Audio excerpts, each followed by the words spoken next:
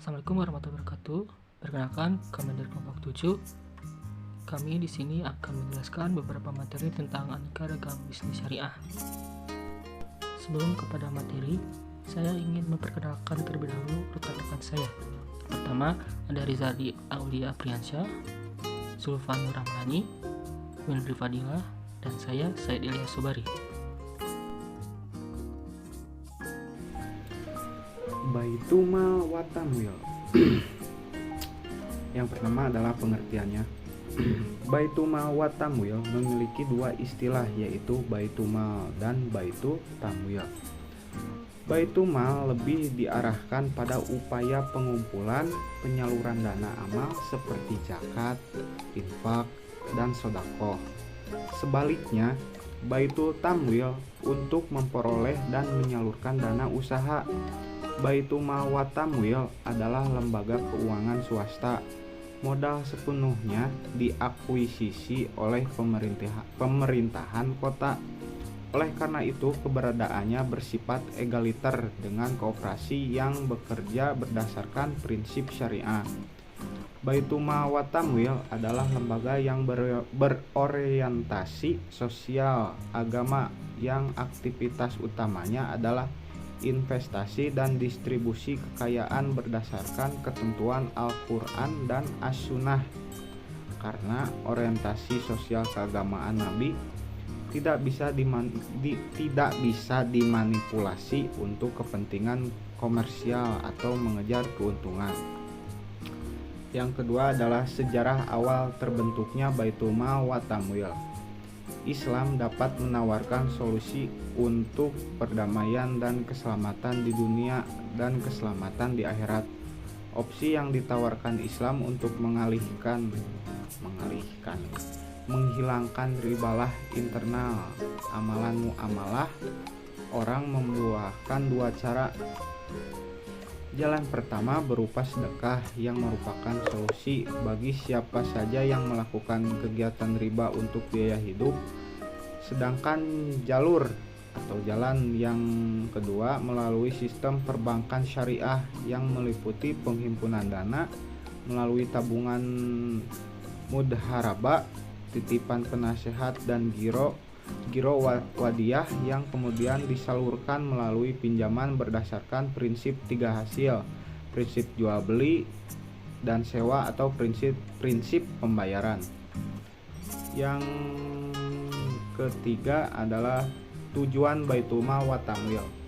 Baitumal wa Tamwil sebagai lembaga keuangan syariah mempunyai beberapa tujuan, antara lain yang pertama, penghimpun dan penyalur dana. Dengan memasukkan dana ke dalam Baitumal wa Tamwil dapat ditambahkan uang kinerja sehingga terjadi kelebihan saham dan defisit saham. Yang kedua, pencipta dan penyedia likuiditas dapat membuat alat pembayaran yang secara hukum mampu menawarkan kemampuan untuk memenuhi kewajiban lembaga atau perorangan. Yang ketiga, sumber penghasilan. Baitumal wa Tamwil dapat menciptakan dan menyediakan lapangan kerja penghasilan bagi pegawainya. Penyedia informasi yang memberikan informasi kepada publik tentang resiko atau manfaat dan peluang. Yang keempat adalah sebagai lembaga keuangan mikro syariah yang dapat membiayai usaha kecil, mikro, dan menengah atau koperasi. Hal ini diuntungkan karena UKM ini tidak perlu menyetor jaminan yang tinggi. Perkembangan BMT di Indonesia. Perkembangan BMT pada tahun 80-an pada saat krisis dan hingga saat ini telah terrealisasi. Hingga saat ini belum ada informasi yang akurat mengenai jumlah BMT. Tetapi beberapa sumber menyebutkan jumlahnya sekitar 3.900 BMT. BMT sendiri berada di bawah dua lembaga, yaitu Otoritas Jasa Keuangan dan Kementerian Koperasi. Keberadaan BMT diharapkan dapat membantu dalam usaha mikro kecil. Hal ini dianggap penting karena BMT pendorong yang kuat bagi ekonomi di Indonesia. jumlah penduduk Indonesia kewirausahaan di sektor UMKM semakin meningkat dari tahun ke tahun. Pada tahun 2011, 458,16 triliun rupiah, 2012, 526,40 triliun rupiah, 2013, 610,3 triliun rupiah, 2014, 671,72 triliun rupiah, 2015, 739,80 triliun rupiah, dan tahun 2016, 781,91 triliun rupiah. Pertumbuhan BMT cukup signifikan bila berdasarkan data modal Ventura BMT. Produk inti pada BMT. Yang pertama, produk penghimpunan dana. Baitul Mal menerima dan mengusahakan dana berupa zakat, infak, dan sodaqoh. Yang kedua, penyaluran dana. Ini harus spesifik, khususnya dana dari zakat sebagaimana yang diatur dalam Nas, yaitu 8 ansop. Dan dana yang non-zakat dapat digunakan untuk pengembangan usaha fakir miskin, pengembangan lembaga pendidikan, dan masjid. Prinsip BMT ada 3. Yang pertama, prinsip bagi hasil. Prinsip ini merupakan tata cara pembagian hasil usaha antara pemodal dan pengelola dana. Dibagi antara BMT dan penyedia dana. Bentuk produk prinsip ini adalah mudharabah dan musyarakah. Yang kedua, asas jual beli yang menguntungkan. Prinsip ini merupakan tata cara bisnis di mana BMT menunjuk nasabah sebagai agen untuk membeli barang atas BMT. BMT juga bertindak sebagai penjual dan menjual barang ke nasabah.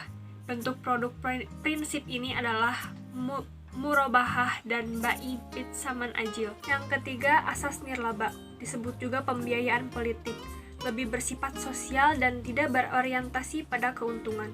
Bentuk produk prinsip ini adalah pembiayaan Qardil Hasan. Penggadaian syariah. Pengertian penggadaian dalam fikih disebut ran, yaitu nama satu benda yang dijadikan jaminan kepercayaan menurut bahasa.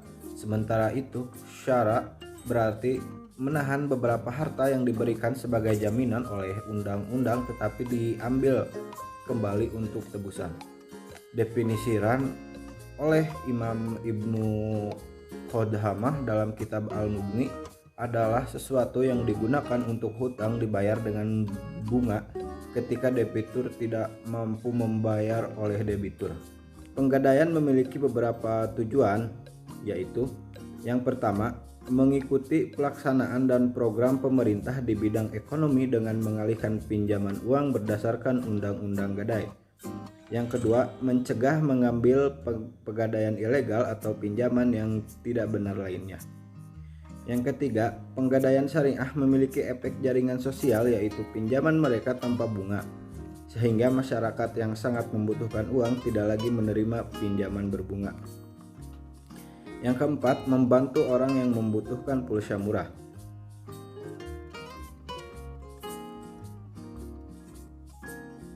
Berdasarkan beberapa definisi asuransi, dapat dipahami bahwa asuransi adalah perjanjian perlindungan risiko antara penanggung klien dan perusahaan asuransi.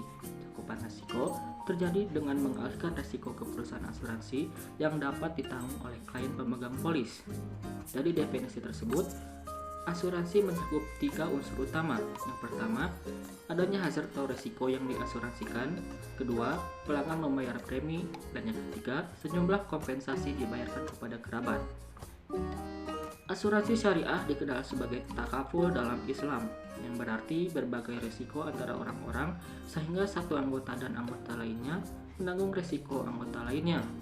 Saling menanggung risiko didasarkan pada saling kebaikan, sebagaimana Quran Surat Al-Ma'idah ayat 2. Setiap anggota takaful mendirikan dana amal yang dikumpulkan untuk digunakan untuk risiko tertutup.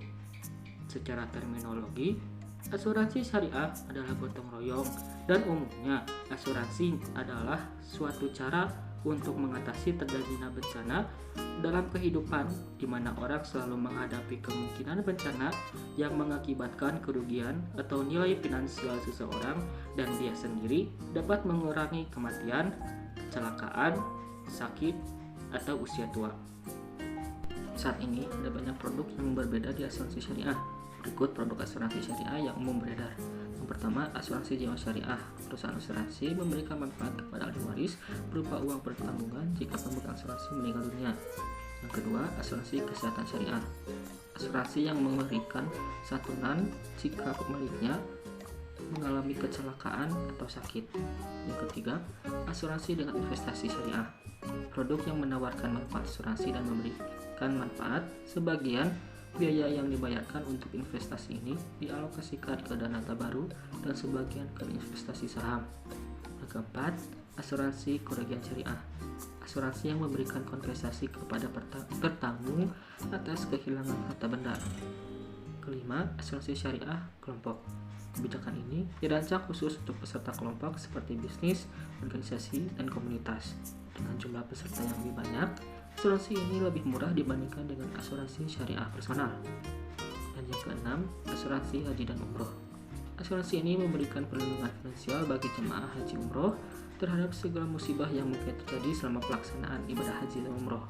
Asuransi haji diatur secara khusus oleh Fatwa MUI nomor 39/DSN/MUI/10/2002 tentang asuransi haji agar jemaah dapat merasa tenang selama menjalankan ibadah haji.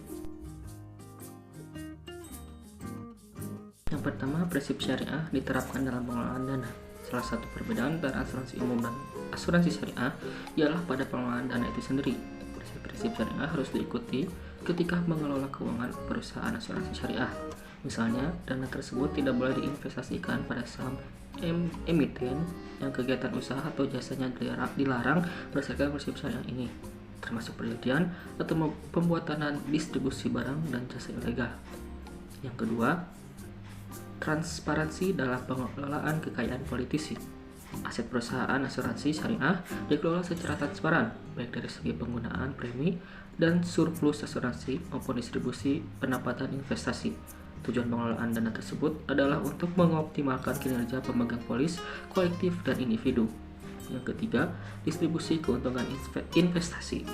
Keuntungan modal yang diterima dapat didistribusikan di antara para pemegang polis atau peserta, baik secara kolektif dan atau sendiri-sendiri, dan di antara perusahaan asuransi syariah sesuai dengan akad yang digunakan. Hal ini berbeda dengan perusahaan asuransi tradisional yang capital gain-nya menjadi milik perusahaan asuransi kecuali produk asuransi terkait investasi. Yang keempat, kepemilikan dana. Dengan asuransi tradisional, semua premi di masa depan dimiliki oleh perusahaan asuransi, kecuali premi untuk produk asuransi terkait investasi, di mana sebagian dari premi masuk ke investasi atau tabungan pemegang polis. Sedangkan dalam asuransi syariah, sebagian pembayaran atau premi asuransi menjadi milik perusahaan asuransi syariah sebagai pengelola dana dan sebagian menjadi milik tertanggung secara bersama-sama atau secara sendiri-sendiri. Yang kelima, sistem mata uang yang hilang tidak berlaku. Dana asuransi tabaru syariah atau premi yang dibayarkan tidak hilang meskipun tidak ada klaim selama masa perlindungan. Dana yang dibayarkan oleh pemegang polis terus terakumulasi dalam dana tabaru yang dimiliki bersama oleh pemegang polis atau peserta. Dan yang keenam, surplus asuransi dialokasikan dan didistribusikan. Kelebihan asuransi sangat dikenal dalam industri asuransi syariah, yaitu selisih atas total pembayaran yang dilakukan oleh pemegang polis kepada dana tabaru setelah ditambah klaim reasuransi dikurangi klaim premi reasuransi dan kompensasi teknis pada waktu tertentu. Sekian materi yang dapat kami sampaikan. Mohon maaf apabila ada kesalahan pengucapan kata dan kurangnya materi dari kami. Semoga bermanfaat bagi kita semua. Terima kasih. Wassalamualaikum warahmatullahi wabarakatuh.